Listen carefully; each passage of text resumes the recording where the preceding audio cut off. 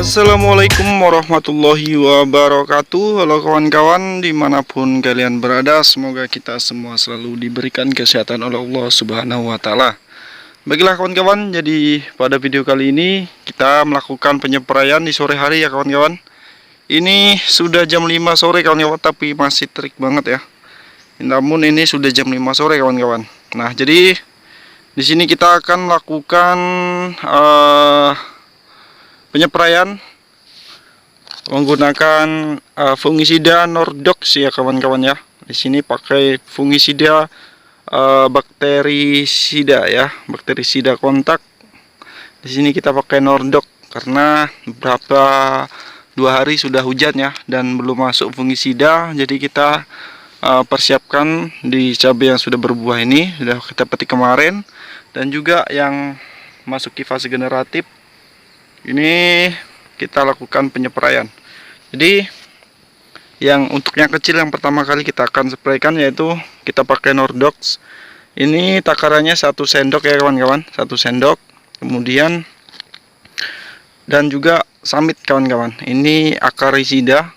Ini dari bahan aktif Pyridaben kawan-kawan. Ini untuk tungau. Jadi karena saya tadi melihat ada seperti tungau ya, di daun itu ada yang kering berwarna coklat. Jadi kita lakukan penyepraian menggunakan akarisida dari Summit yang berbahan aktif Pyridaben kawan-kawan. Oke, langsung saja kita racik ya kawan-kawan ya. Jadi ini 1 sendok dan ini 1 sendok juga kawan-kawan. Namun ini sudah habis, jadi kita habiskan saja. Dan nanti untuk yang besar ini kita pakai Nordox dan juga pakai Promolis kawan-kawan untuk insektisidanya ya, buat kutu-kutuannya. Oke kawan-kawan, kita langsung saja ya masukkan. Ini karena sudah tinggal sedikit banget kawan-kawan, kita langsung masukkan saja di sini ya. Nah, seperti ini. Oke, biarkan saja kawan-kawan. Nah, lalu kita ambil Nordoxnya 1 sendok ya kawan-kawan. Oke, jadi ini susah banget ya, mau buat video ini susah banget kawan-kawan. Tidak ada rekan dan tidak ada rekan tripod ini kawan-kawan. Nah, ini kita pakai 1 sendok saja. Untuk anjurannya sih 1-2 sendok ya, tapi karena ini pertama kali memakai ini, jadi kita pakai 1 sendok saja kawan-kawan. Oke, segini ya.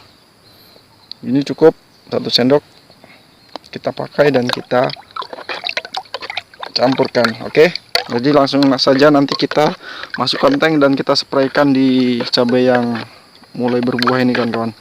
Oke, kita proses ini masukkan, nanti kita bakal videokan waktu penyepraiannya kawan-kawan.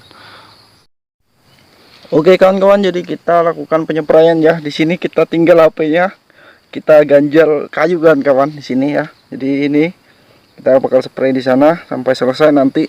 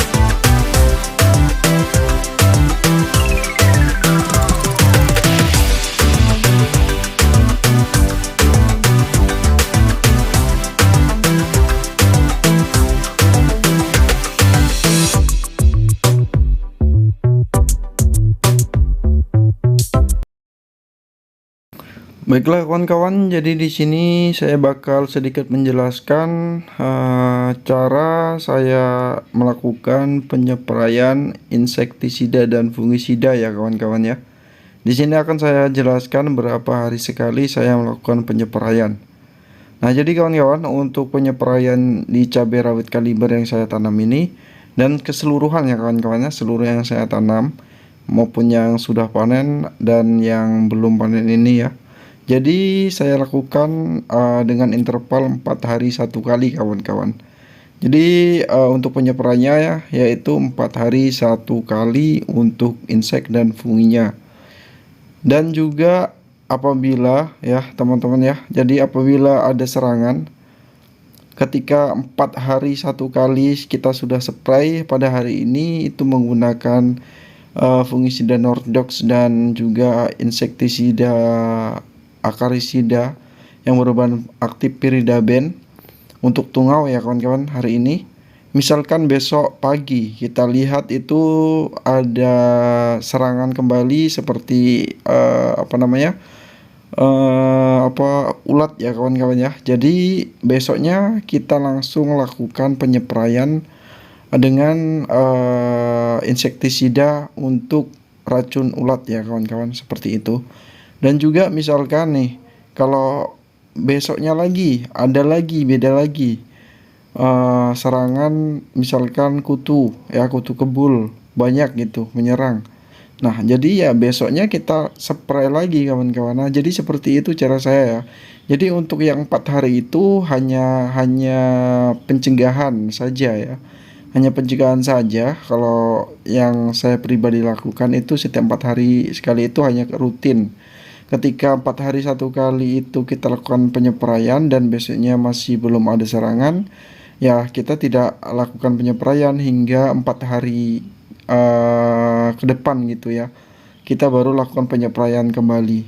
Jadi kalau kawan-kawan mau ikutin saya, itu bisa setiap hari melakukan penyepraian ya kawan-kawan ya. Jadi seperti itu. Jadi kita, kalau saya pribadi nggak masalah, karena memang saya ingin membuat tanaman yang saya tanam ini memang benar-benar terhindar dari suatu serangan kawan-kawan. Karena memang kalau tanaman, menurut saya, meskipun saya ini baru pemula kawan-kawannya menanam cabai, tapi kalau sudah terjadi serangan yang sangat parah, itu malah sulit juga untuk mengobatinya kawan-kawan. Butuh waktu lama dan proses penyembuhan atau proses kembali normalnya itu agak lama. Jadi seperti yang terjadi di cabai saya ini yang kedua kali ini ya, penanaman yang kedua ini, karena dulunya sempat terjadi bercak daun kawan-kawan ya. Jadi itu karena masih kecil, saya ragu untuk melakukan penyepraian dengan fungisida ya. Jadinya saya pending waktu itu hingga tumbuh tunas baru kita lakukan penyepraian dengan fungisida. Namun ya yang terjadi adalah terlambat kawan-kawannya. Jadi serangan sudah banyak, sudah parah, jadi baru kita lakukan pengobatan. Makanya untuk saat ini, untuk tanaman yang tahap kedua itu memang tidak terlalu normal kawan-kawannya. Jadi ada yang sudah pulih 100%, dan juga banyak yang masih memang tahap proses penyembuhan, masih dalam proses sembuh gitu kawan-kawan. Jadi untuk interval penyepraian, saya sendiri tidak berpatokan dengan setiap 4 hari sekali saya lakukan penyepraian sudah gitu, tidak kan. Jadi saya tidak berhenti di 4 hari satu kali itu, tapi melihat kondisi ya. Jadi setiap hari kita harus cek bagaimana tanaman kita perkembangannya. Ketika ada serangan pada hari itu, ya kita lakukan penyepraian pada hari itu juga kalau bisa ya. Kalau nggak bisa ya besok sorenya atau paginya kita lakukan penyepraian gitu kawan-kawan. Dan itu untuk penyepraian untuk insektisida dan fungisida ya kawan-kawan ya. Kemudian untuk untuk insektisida yang saya gunakan apa saja gitu ya, saya bakal sebutkan di sini. Saya menggunakan insektisida itu yang pertama adalah berbahan aktif abamectin ya kawan-kawan, abamectin, kemudian piridaben, imidacloroprid, triazopos, dan juga asepat kawan-kawan. Asepat itu untuk lalat buah ya. Itu yang saya gunakan. Jadi untuk kalian yang mau pakai jenis bahan aktif itu, untuk mereknya silahkan kalian cari sendiri untuk mereknya ya kawan-kawan. Kita tidak tidak berpatokan pada merek, tapi bebas mereknya apa, yang penting itu adalah bahan aktifnya kawan-kawan ya. Itu yang saya gunakan. Dan untuk fungisidanya saya gunakan itu saya pakai Nordok ya kawan-kawan ya, Nordok bakterisida. Kemudian pakai funginya yang lain itu Mancozeb, Propinep, dan juga Ziram kawan-kawan. Itu yang saya gunakan. Tapi yang saya sering gunakan itu Mancozeb ya kawan-kawan, yang sering saya gunakan. Jadi kita pakai rolling saja gitu, seperti itu kan untuk fungisidanya. Kemudian untuk untuk atas ya kawan-kawan, seperti buah ya, untuk nutrisi buah itu kita pakai yang dulu itu pakai Kalinet dan juga asam amino dulunya kawan-kawan ya. Namun di situ kan sudah habis untuk penanaman pertama dan kedua itu sudah habis, dan ini sudah kita ganti menggunakan KCl ya kawan-kawan, KCl cair yang kandungannya itu ada nitrogennya kawan-kawan. Namun kalau bisa jangan pakai yang ada nitrogen ya kawan-kawan, apalagi di musim hujan. Kalau bisa dihindari. Kita pakai yang merek Kalinet itu bagus kawan-kawan, karena tidak mengandung nitrogen ya di sana, hanya kalium dan fosfat dan juga boron. Nah, itu untuk buahnya kawan ya, untuk perangsang buah dan bunga. Untuk untuk